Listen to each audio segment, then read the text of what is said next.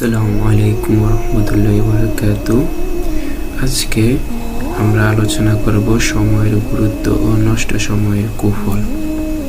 তো শুরু করা যাক। ভাই ও বোনেরা, সময় হলো জীবনের সবচেয়ে মূল্যবান সম্পদ।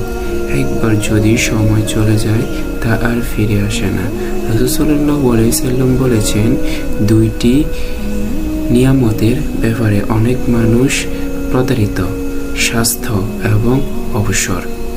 আমরা দিন রাত ফেসবুক, ইউটিউব সময় নষ্ট করি, অথচ 5 ওয়াক্ত নামাজ পড়ি না। ভাবুন তো, যদি আজই মৃত্যু আসে, আমরা কি প্রস্তুত?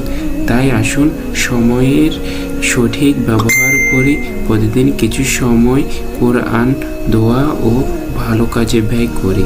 সময় বাঁচলে জীবন বাঁচবে, আখিরাত সুন্দর হবে।